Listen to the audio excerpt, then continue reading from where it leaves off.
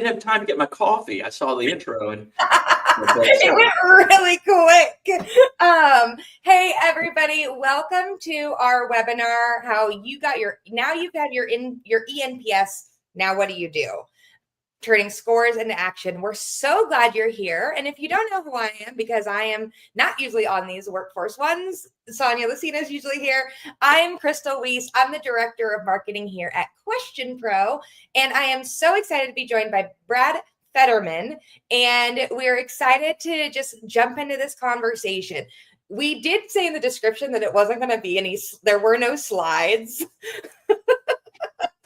And as you can see, we've got a couple just to, level set who we are and what we're doing. But Brad, give us a little intro. Who are you and why do you matter to the employee experience space? Well, my name's Brad Federman. I'm the CEO of PerformancePoint, and we focus on 4 core ideas: culture, leadership, employee engagement, and customer experience. Part of what we do, a large portion of what we do is surveying, and we are really good at it.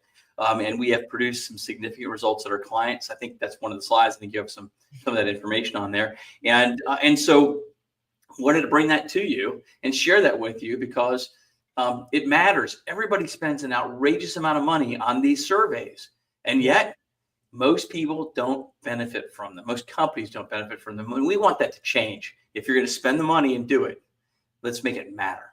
I love that. I mean, even here at QuestionPro, we do an annual company survey, and it still technically costs us money because even though we build the survey software and we are those people, there are the times that, we put all this time into analysis and then some things come out of it, some don't. Like, what do you do afterwards with, different cultures and teams? And I'm really excited to dive in to that with you. Because I didn't look at these slides ahead of time, we're just going to see what's in here about QuestionPro.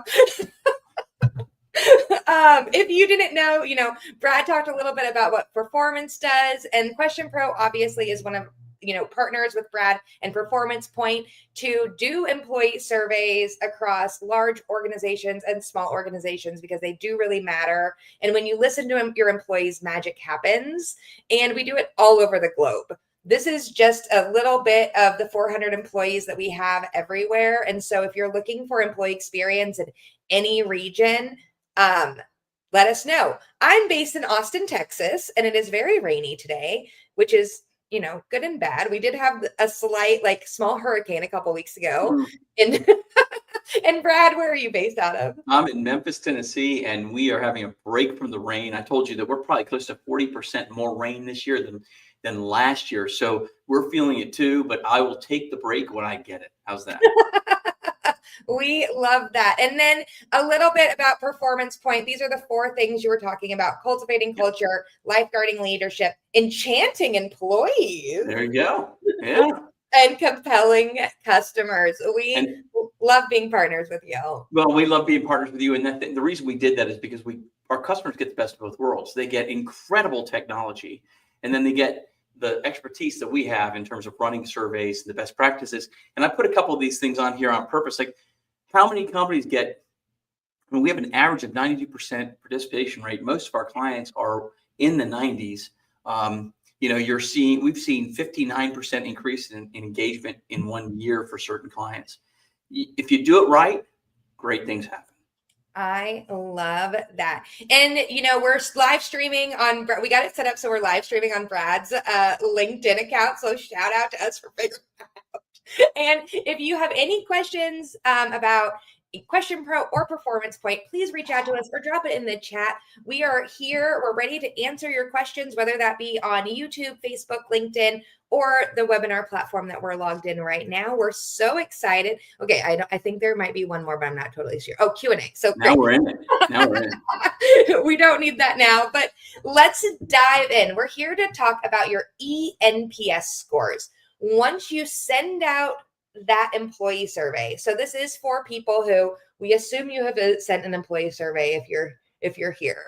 And what do you see the biggest mistake, maybe your top 3 biggest mistakes people do when they receive that eNPS? Well, people think the eNPS is the end all be all. It's a great scorecard piece, but okay, if you go to the doctor and you have a physical, right? And they tell you have high blood pressure.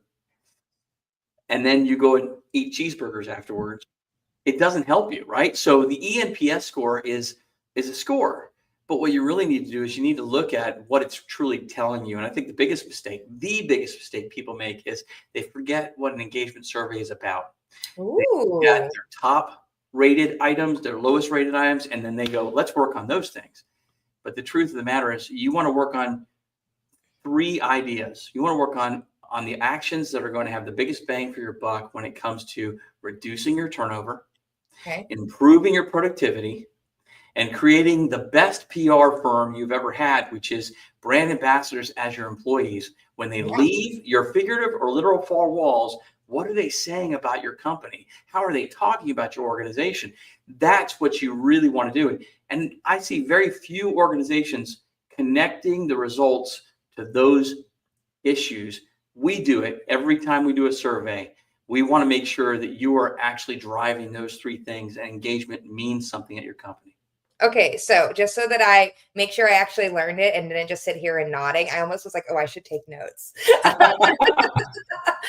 I'm like notes are how I like keep myself engaged kind of. So sometimes I take subconscious notes. But okay, the 3 main things are creating brand ambassadors from employees, reducing churn, and then I missed the middle one. Increasing productivity. Increasing not because you're forcing it, but because people want to do it, because there's something in it for them as well as for the organization. How? Okay, that leads to another question, because we Okay. have seen, and this is not in my speaker notes, this is in my brain. We know that the Gallup just released a poll in this last year about how employee engagement is losing companies $79 billion like in total across the. It was a big number. It was with a B. How do you measure if people want to be working? Oh, wow. So we actually have a research item in our survey that talks to productivity and discretionary effort.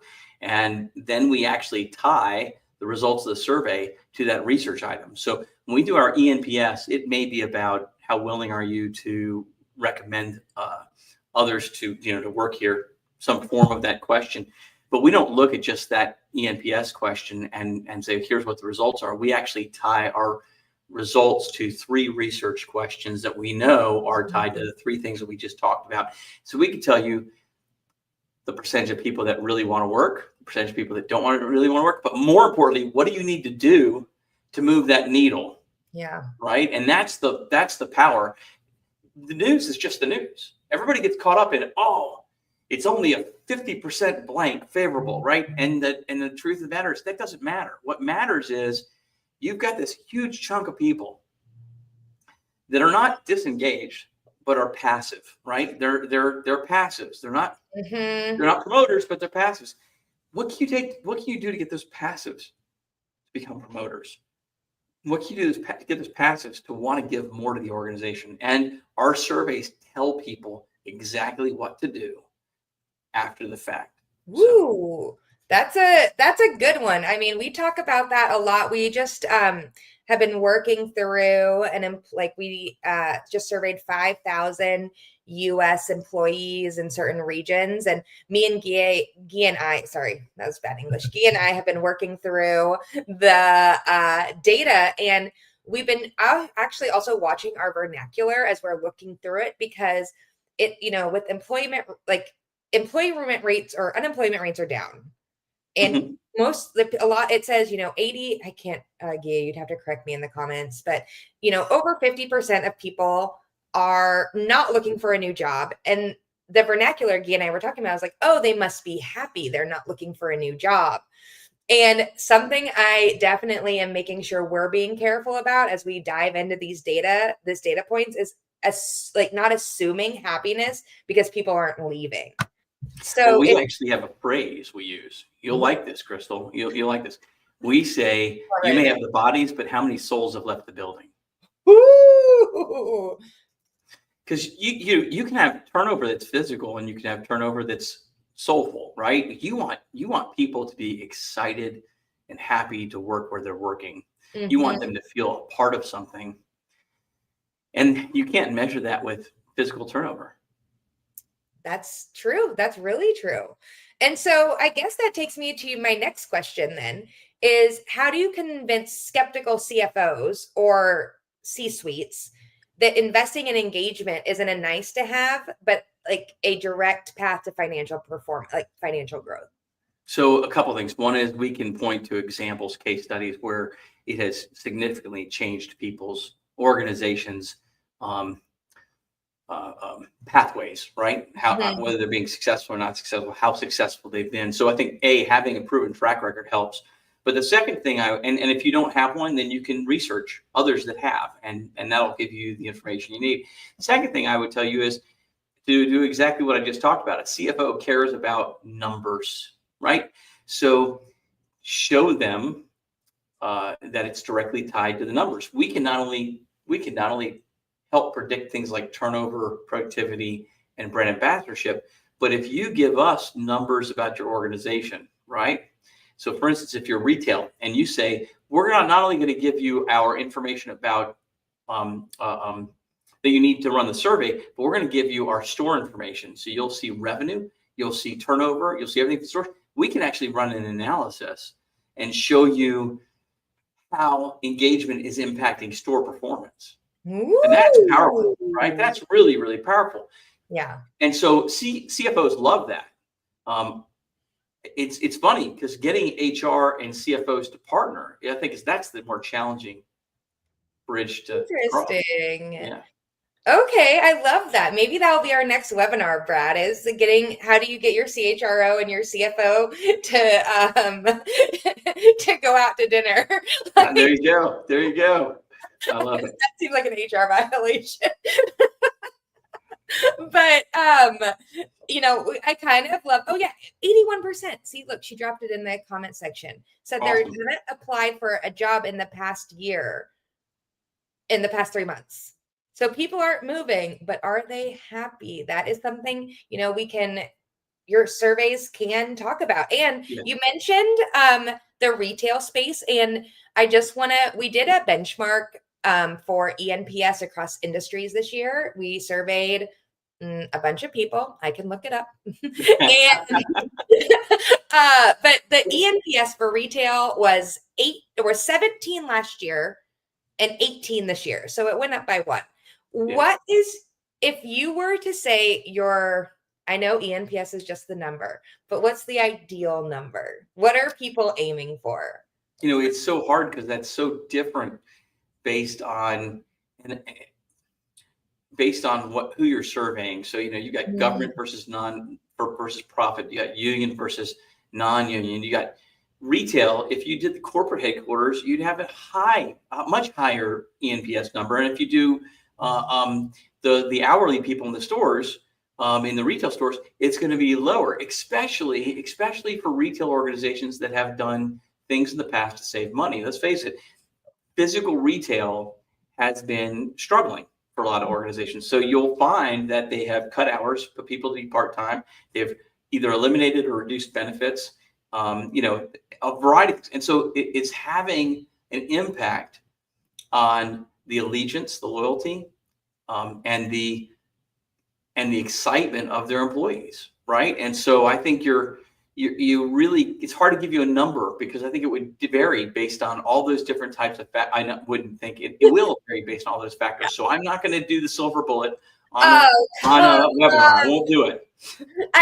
That's the social media clip gold right there. I just needed the answer, Brad. You want the social media clip is there are no silver bullets and you must do the work to get to the other side. That's the silver bullet that people for hundreds of years have still not figured out.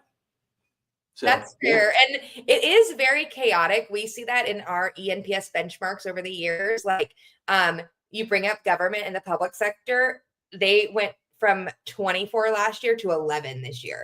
Yeah. Right. And so you really, I guess I was not setting you up for success with that question. Well, at least people know I tell the truth and I'm not going to say what just sounds good because I can't.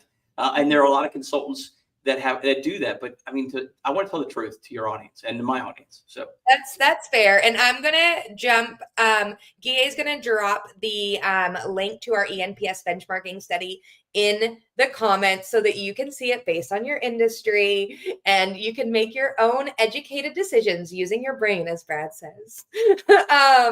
So after, we've talked about the 3 different things that eNPS scores can help you guide.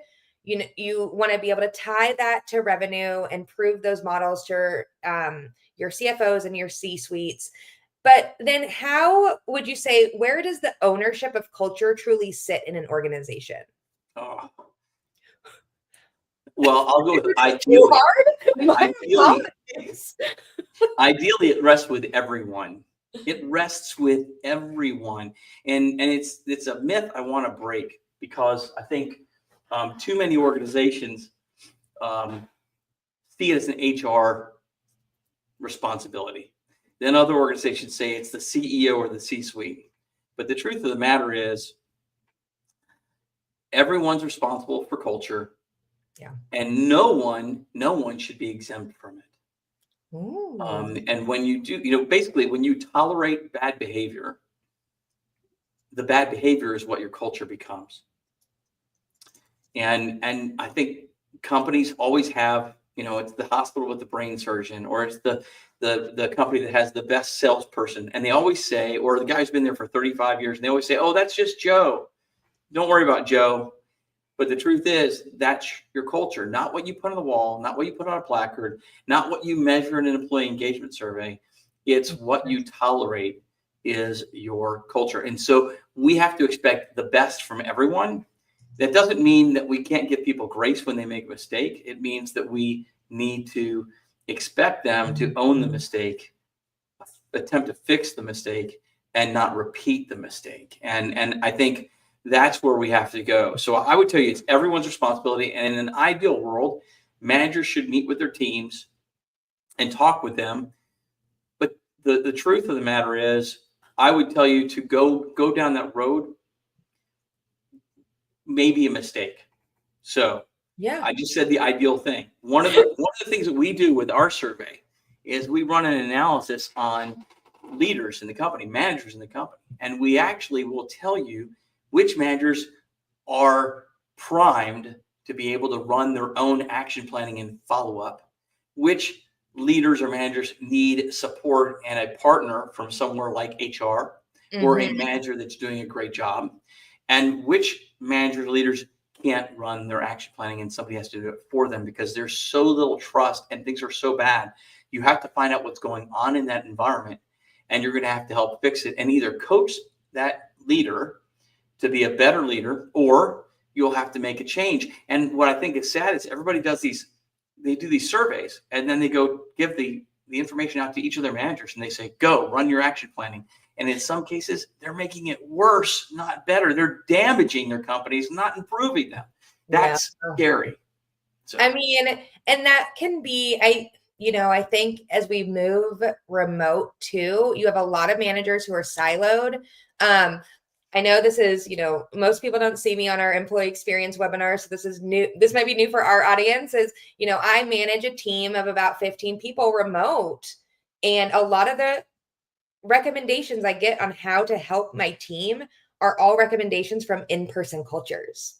Okay. Yeah. And so we're like, there is a bit of that struggle where it's like, oh, here's your action plan. And that action plan is almost no longer relevant to the work environments or the generations that those managers are managing.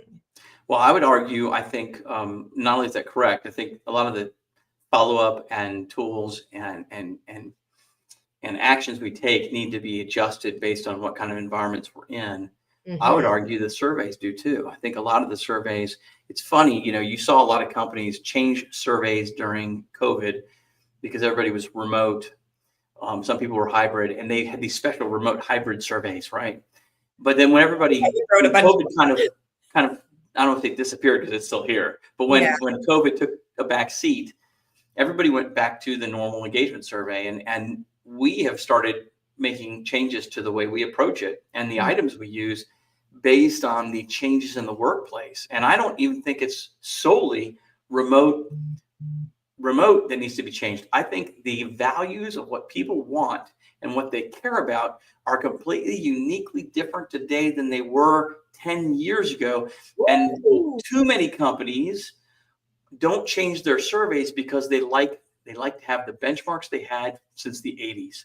And I'm going to tell you right now, the 80s workplace does not look anything like the 2025 workplace. And so you're doing yourself a disservice measuring the wrong things and not providing solutions that matter.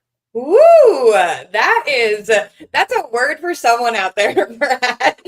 Like that's fire. And I think that there really is that, we want these proven tested surveys, but the proven tested surveys in which the spaces that those proven models are being tested in is different now. And well, I would argue we may be moving away from proven tested surveys, and I'll tell you why. Woo, when you have skill sets that last between 2.5 and 5 years, and it's shrinking, right? And when you have jobs that a year from now didn't exist and jobs that did exist disappearing at massively fast rates, and we have the amount of change and the speed that's happening in the workplace, what worked 2 years ago may not work next year. And so I think we need to start playing by a different set of rules. The world's changing fast and furious, and it's not going to stop for us. And if you want to play 5 years ago, you're playing dinosaur rules, and you'll watch your company go out of business because you're not keeping up and being competitive with what's happening. Man, I just like, this is why you're an author, Brad. You just like, your brain just like, it's like, oh, would you like a 5-minute narrative clip on the most impactful thing that may change your life? Here it is. Okay, but speaking of your book, I'll give you a little breather here. In your book, Cultivating Culture, and I know you're working on a new one. This is your former one. Correct. You say, you have promises, ways to foster engagement in 15 minutes or less. Yes. So how can we, now that we're not talking about the 80s workplace, in the 2025 workplace, how can we foster engagement in 15 minutes or less with all the shenanigans that are happening in people's lives, the way their values have changed, and how we're working remote? Well, I think there's a couple of things. One is, first of all, the book is built not to read. It's a book of useful activities and conversations you can have with your team. So I want to preface it so people know what they're buying. The next book is going to be a book you're going to want to read, but this one is, here's why we don't have a lot of time. But if you take 5, 10 minutes, 15 minutes at the most every week or every month, and all you do is focus on engagement and culture in that 5 to 10 minute range, in a playful, interactive way, which creates a two-way conversation, not a one-way conversation, a fire hose for your employees to swallow everything you say, but a two-way conversation. You're doing something really interesting. You're building a set of values that are shared. The reality is things are moving so fast, the hierarchy is dying. We don't have time for chain of command and hierarchy anymore. And so you've got to hope that if, Crystal, you and I work together, we approach projects the same way, right? I can trust you and you can trust me. The only way that happens is if we have a mutual understanding of how we work together, right? So if we say we're customer centric, we both have to agree what that looks like. If we say that we have integrity, we both have to agree what that looks like and sounds like. You will never get that agreement unless your people are exploring your values and your culture on a regular basis in short bursts, micro learnings, which fit in today's fast-paced society. And that's what the book is about, is creating micro learnings for you and your employees to have together to come to a place of fairly good consensus that we understand how to work together so it's efficient and effective and we have less friction. And that's interesting you bring up micro learnings because I'm going to plug a different podcast that we have. We just, it all fits together in my head. It's all surveys and research, whether it's employee or customer market research. But we just interviewed the head of market research for Snapchat on our Happy Market Research podcast.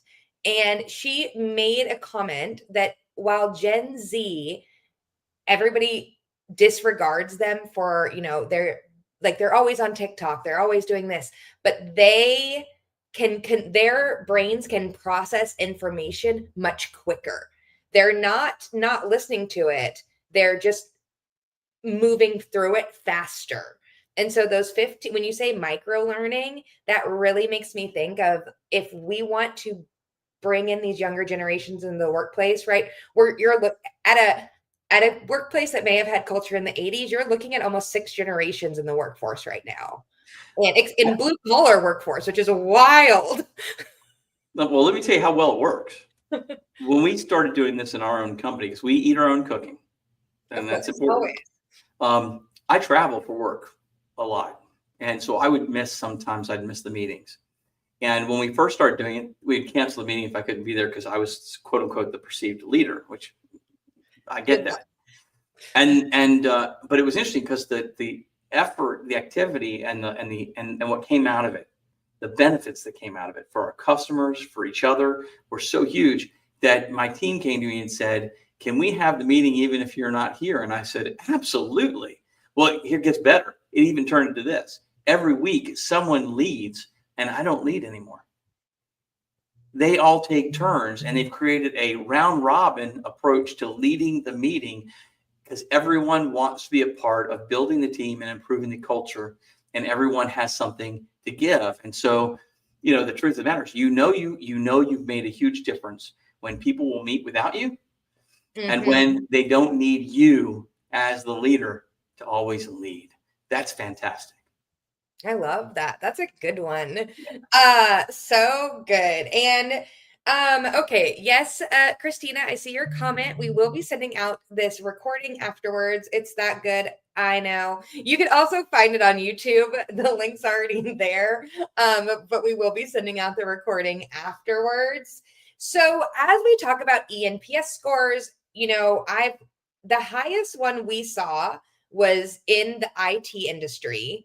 The lowest one we have is the government. And let's say automotive is the other lowest one. Right. But, what are some actionable items? Because at the end of the day, Karen in HR or accounting or whoever got in charge of putting out the surveys, it's not, always the right person. What are some, we align to the 3 things that eNPS should be aligned to, but what's a toolkit or a playbook or something they can do? What are the next steps for them making some change? I'll give you a pre-step and a post-step. How's that? Great. Okay. Because your numbers are high and low based on industry, but when you start doing it based on companies, that can actually fool you, right? So the first thing I'll tell you is, if you're going to do a survey, you should use a third party. I don't care whether it's us or someone else. I'm not plugging you to have to use us. I'm plugging you to use a third party. And here's why. If it's coming from HR, okay, it will be perceived as not being confidential. Woo-hoo! And if it's perceived as not being confidential, even if it is, your data will not be accurate. I can tell you right away. We do surveys after companies have done them themselves, and we see a drop in the scores because people are willing to start to tell the truth because they know the data is not going to HR. Yeah. So the first suggestion I would make is don't try and save money and do it yourself, because if you're not getting good data, you're not really helping yourself, right? Well, that's a whole nother episode, Brad, on if they want real data or not. I know it. In terms of after the fact, I would tell you this. There are a couple of different things I would recommend. First, make sure your C-level folks, your CEO, they're involved. If you're big, have your CEO do a video. If they can't meet with people live, right? But what I think is important is the CEO needs to step up and say, this is why it's so important to us. This is why we are doing it. This is why we want you to have a voice, and we want you to help us build our future together with you, right? And here's what we're willing to do and commit to make that happen. Your CEO needs to be a part of that. That's the first thing. The second thing I tell you is teach your managers how to ask for feedback, clarify things, probe for good information, to run an actually positive, productive follow-up engagement conversation, action planning conversation. We not only will teach companies that, we will give you a best practices workbook that managers can actually use to help them drive better engagement. So I think that's the second thing I would do. The third thing I would do is I would begin to not only prioritize key things that are going to make a difference in your business. I would prioritize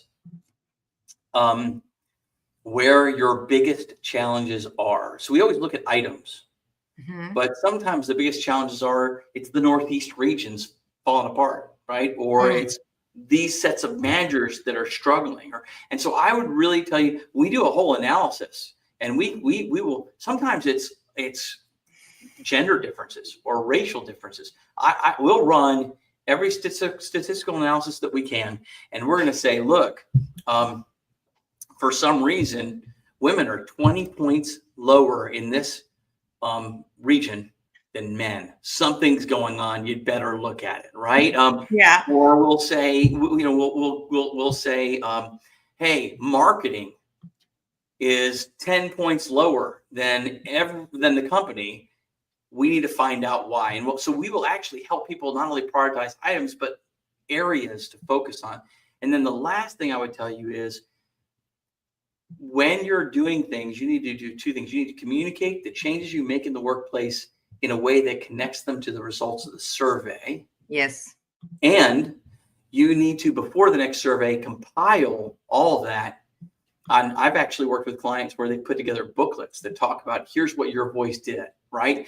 So before the next survey comes out, people know the impact that they had with the last survey, right? And it makes it real, and it makes it concrete. And so part of this is a communication marketing piece, and part of it is a work piece. And you can't forget both. Both are important. You got to get credit. So make what's invisible visible for people. That's another great quote. Oh man, you're just filling up my my marketing reels today. Make what's visible, or make what's invisible visible. I think that's really important. And build out partners. This is another thing. This is something we see, and we work on here as the marketing team. I'm the head of marketing, not only externally, but also internally, right? Yeah. Partner with your other teammates. Like we already talked about partnering with your CFO and your C-suite, and then partner with your marketing team. They're here to bring the vibes, Agreed. And make sure that you're doing the kind of things that make people feel like heard, loved, and valued. That's something that, I think that if you can make people feel heard and then show them how what they were able to speak did impact something, even if it's just a little bit, right? We've done some things here at QuestionPro, like paternity leave came out of our employee survey. Adoption credits came out of our employee survey. Half-day Fridays, which is like a summer thing. It's great. But, there are actionable items that came out of a learning budget. And now whenever we do that, it's a reminder hey, don't forget, we spoke and action happened. And marketing kind of leads the charge on that sometimes. And it's great because all too often people speak, action happens, but we never connect the dots. And the survey doesn't get the credit. And you don't get the benefit of it, and people don't invest in it the next year, and they complain about survey fatigue. But a large reason for that is because of the way you approached the follow-up. Yeah. I love that. Okay, we got a couple more questions. I'm not going to keep us any longer than we need to be. But a couple, I'm going to ask it because we have to. How do you see AI working in all this? And I'm going to give a little caveat. If anyone has not watched, Fortune ran a Future of Work summit that's going a little viral on Instagram, at least because I'm a millennial. I'm on Instagram and not on TikTok. And it was talking about one of the CHROs from one of the, not Lilly, but another large pharmaceutical company in the States. She has created GPTs of each executive based on I would say probably strength finders and Myers-Briggs based on personality tests. And then she imports like conflict into the GPTs to help her talk through resolution for each of the executives. That was I was like, I can't believe her legal department let her say that out loud. Well, you're starting to see some of the personality assessments do the same thing. So yeah, it's become an interesting. We all know the Myers-Briggs not like scientific, right? Why are we feeding that into a GPT? Like, your Enneagram score is not the vibe here, people.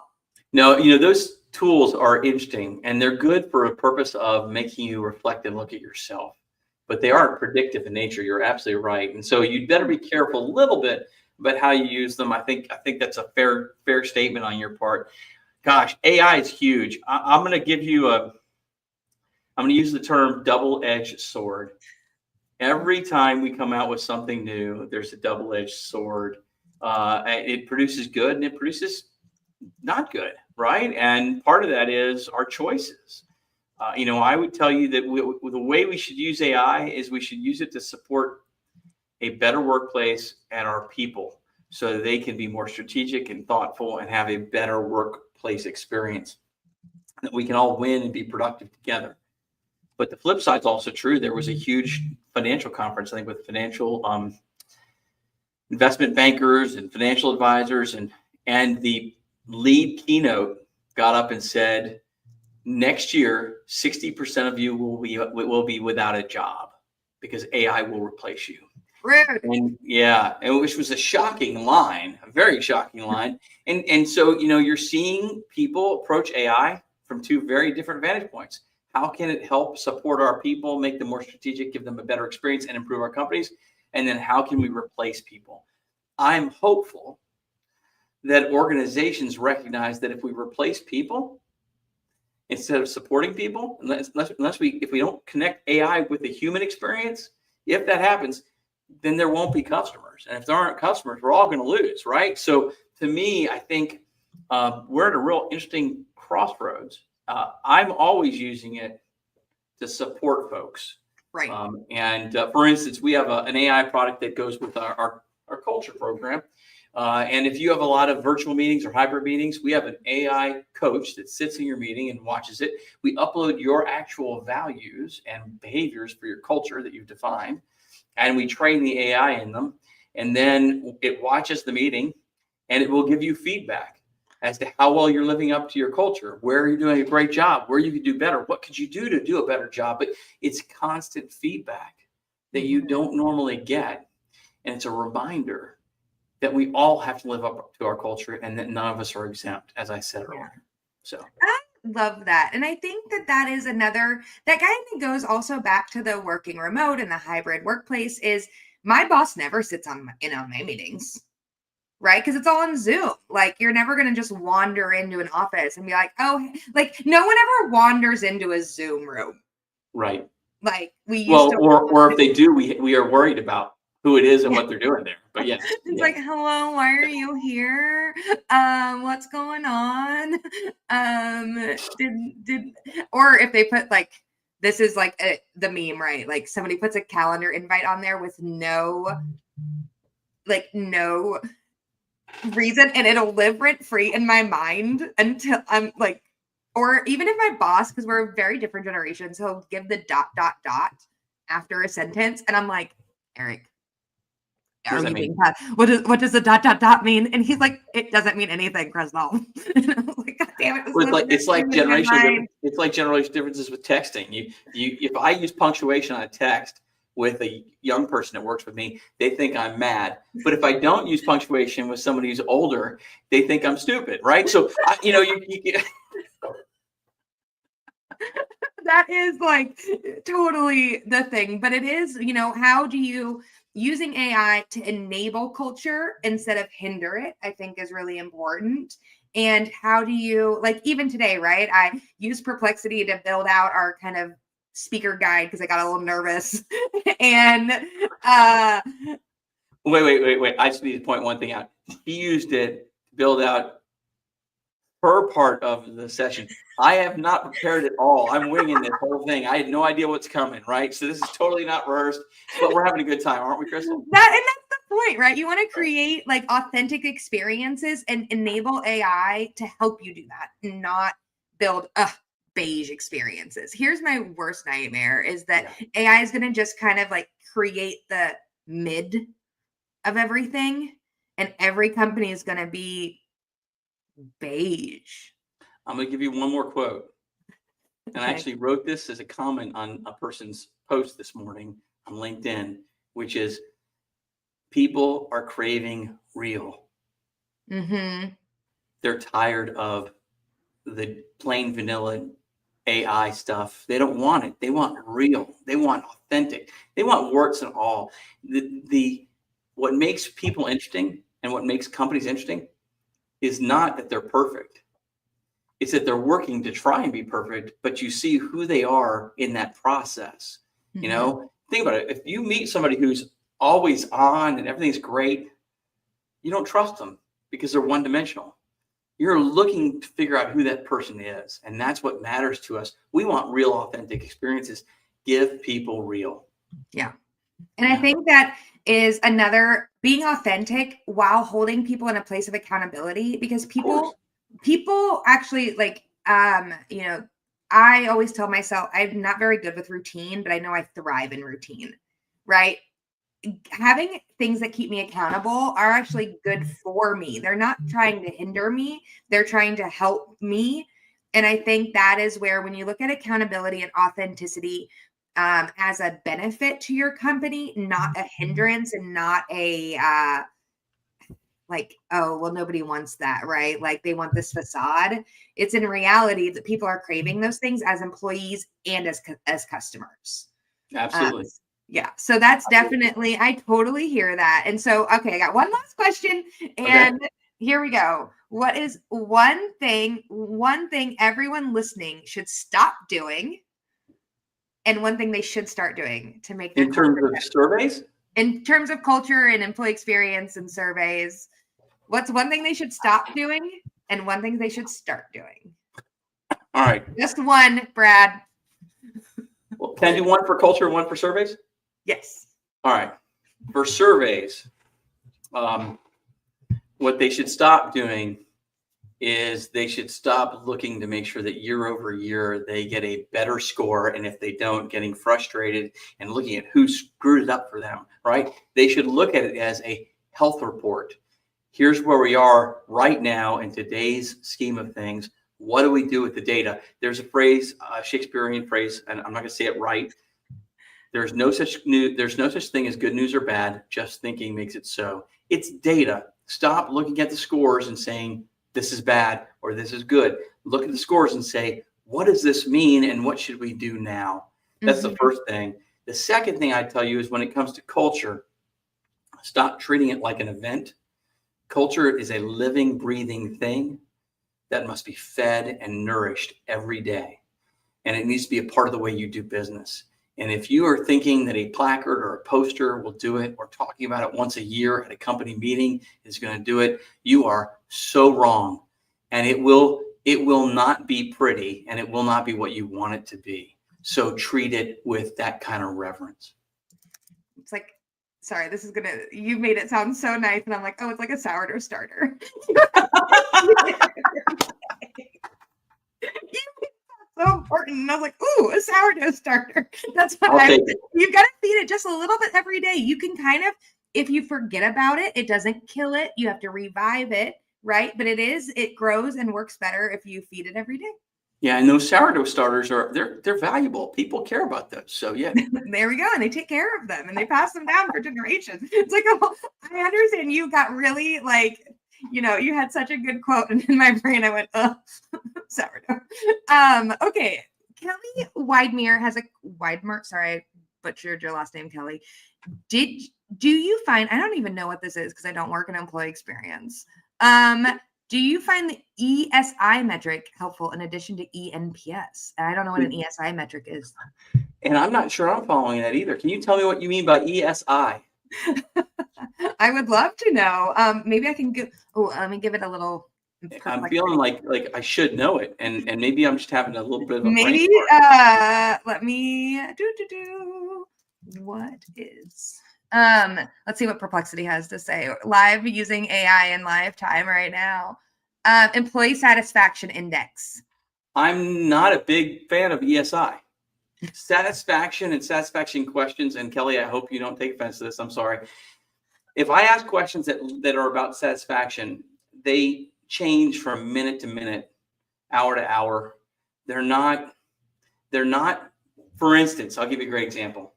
If I ask you whether you're satisfied with your compensation, and I ask that to you today, you might say, If I ask it to you tomorrow, the day after you got a bonus, it's going to be, I'm really excited, right? And if I ask you 2 weeks after the bonus, it's going to drop again, right? So the reality is satisfaction questions and indexes are not stable. But if I ask you, is your compensation process easy to understand? Is your compensation process transparent and fair, right?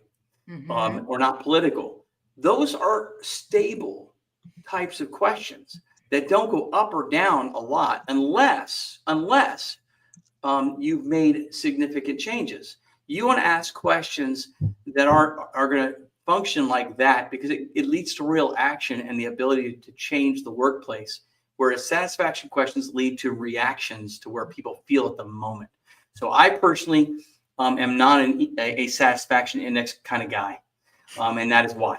So I mean, we definitely could have a debate about that because we also run CSAT scores. And so this is essentially this, like the, CSAT is customer satisfaction. And I think that there is customer satisfaction. Mm-hmm. Well, and that's a little different because but we run surveys for both, right? Yeah, and so it's interesting because there's always like a mirror of everything customer related. There's a mirror of it employee related, sure. And there is always someone with a hot take. No, I agree with you. I'm not saying that there's no value in it. I'm saying there's less value in measuring that than there is in measuring things that will have a direct impact on the customer experience, mm-hmm. Right? And so if I want to impact the customers, I got to find out what I need to change at an employee place to be able to do that. And I can only tell you this, Crystal, I do not have pressure to ask more questions from my clients. I have pressure to ask less questions from my clients, which means I'm going to ask the ones that are going to make the biggest difference and are going to give us the most insight on what to change. They're actionable in nature. That's kind of where my headset comes from. Yeah. And I think that goes back to what you said. The thing to stop doing was just doing the surveys to have the scores, right? Like so many people, I feel like it sits on someone's like desk where it's like employee survey, check, right? And then it's just like, did the thing. Well, I have a client, I'm not going to speak who it is, but I have a client that did not like their eNPS score. And so you know what they said? We're not going to publish it this year. And I said, I don't think that's a good move. I think you should publish it and you should talk about why it is the way it is and how to fix it. But I don't control that. I control what I share with them and what I encourage them to do. But the truth of the matter is too many organizations want to share the survey results when they're good and they want to hide them when they're bad, or not do a survey when they think they're going to be bad. And what I tell people is your truths are always there and everyone knows them. They just haven't been recorded in a formal manner. And so if you think you can ignore them, you can't, because they still exist, right? It just makes you feel better as a C-level executive not to see it in writing. Huh. So That's it. That's it. Yeah. Doesn't help you, hurt you. Yeah, for sure. Well, Brad, I have had such a great time chatting with you. Oh, Jessica has a question too. Okay, here we go. Okay. We'll do Q&A. Guys, get up in here. I wasn't going to do it if we didn't have time. Look, I even have a slide for it. Are you ready? Q&A. Okay. There you go. Awesome. I love it. Okay, here we go. Jessica, how do you assess managers' competence to drive action planning? We talked a little bit about this earlier. And if So they we need actually use a portion of the survey that is an index that we break down and analyze by scores. It's a little complicated, so I can't give you a quick answer on this call. We break it down and we then break that into buckets using that analysis. And the first bucket are those that can do it. The second bucket are those that need support in doing it. And the third bucket is don't let these folks do those meetings at all. But it's done through a scientific method so that we can break people down into 3 groups and we can make recommendations to an organization on how and who should do that using a portion of the survey and how it turns out. And it's really a reflection of issues around trust and confidence is really what it's about. So that, and I think sometimes, even a little encouragement to those managers saying like, actually, we know based on the survey and the buckets, we know you're able to do this. I'm a director level person. I think that having that encouragement would be great because a lot of times I would probably put myself in a different bucket. And so, when you can kind of do that, it really, really helps. Okay, here we go, Kelly. Let's go. All right. We love questions. Sure. Do you recommend actually sharing the NPS score with staff? Or is it more actionable items and findings that you should share? So I'm going to give you 2 answers. The first answer is the ideal answer, and the second one's the pragmatic answer. I'm a big believer that when you can and however you can, you got to get to a place where you're as authentic, transparent as possible. And you should share not just the eNPS, you should share as much of the survey results as possible with your employees because it builds trust and they become partners in making things better. I am cognizant, though, that when you're first starting the journey of doing a survey, or if your environment is political or doesn't have the best culture, you can't always do that. So my suggestion would be I would still share an eNPS score. That's a pretty big overview, so it's not damaging. And then what I would do is I would share a summary of the results, which we typically help our clients come up with so they can make that happen. And then what are the actionable items that we're going to come out of this that you can use? But again, more is better than less. It builds trust and it builds partnership with your employees, and that's what you need. You need your employees on board trying to help make this place a better place. You will not do it yourself as an HR group. You will not do it as a leader. Yeah. The only way your organization is going to get better is if people sign on to say, I want to be a part of this and I want to help make the place better. Change doesn't happen to people, it happens with people. Whew. You're true. That's true. Like, nobody wants to be pulled up a hill they don't want to be going up. Like, I don't know how else it's like, don't try and push me up a hill. Like, I will walk up the hill with you if you ask nicely. Like, and give me a reason why. Yeah. What's at the top of the hill? Because I won't put a lot of work in and I got other things going on. Like, and I think that goes back though also to our culture and values changing as a society, right? I mean, really work is not, I would say for a lot of the idea of a career and being proud of your career is becoming maybe a smaller segment of people who have jobs and they want to do their job and they want to leave. Maybe that's just me because I am working with a lot of Gen Zers now in the world. They stress me out sometimes. But there is kind of that. I think they want 4 things. They want a healthy work environment. They want good culture. Yeah. They want work-life balance. They're not willing to trade their life for a company. Great. Correct. Okay. They want purpose and meaning in the work that they're doing. They want to know they're making a difference. Mm-hmm. And the last one is they know they have to work for probably, I hate saying this, if you graduate from school this year, On average, people are going to work 50 to 60 years. It's heading towards 60 to 70 years in a decade. We're living longer. Our finances last less. So the other thing people want to know is that you're growing now. Mm-hmm. And a lot of companies mistake growth for advancement. People want to know that they are stronger and more capable today than they were yesterday. And if they aren't, they're going to go somewhere where they will be, because they know too many of their relatives who are older, who are 48, 50 years old, who've lost their jobs, who are now unemployed or underemployed. After they were told they couldn't run the place without them, now they're being told you're too expensive and your skill set is stale. And people don't want to be in that same boat. So those are the 4 things I think I see people wanting these days. I'll add a 5th, is they want to use emojis more than I do.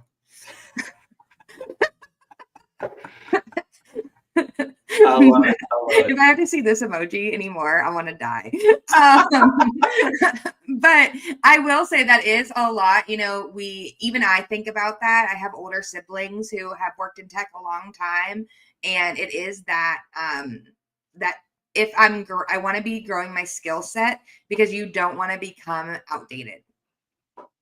And making sure that you're constantly moving and grooving, but you also do it in your own life now, right? Like everyone's into run clubs and this. Like, if you are improving your personal life and your work life is stagnant, that's gonna start causing friction. Sure, absolutely, 100%. And so the world is a weird place, people. We're so excited that you were able to join us, Brad, and talk about it. I'm gonna give a little plug for QuestionPro X Day on October 9th. Brad will be there talking about workplace angst and angst in the workplace with some of our partners.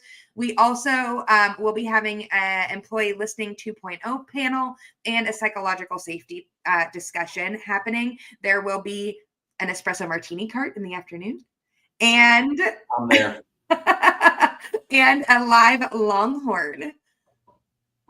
So it's going to be a vibe. Please make sure you come. You can use promo code HOWDY for a special discount. Thank you so much, Brad, for joining us. Any final words of wisdom? You got 30 seconds. Thank you for having me. And what I would say is, make sure all your decisions, whether it be company or employee-based, are focused on growth. Don't stand still. You don't have the opportunity to do that anymore. So we love that. Thanks so much, Brad. I'll talk to you later. You got it. Take care. Bye. Bye-bye.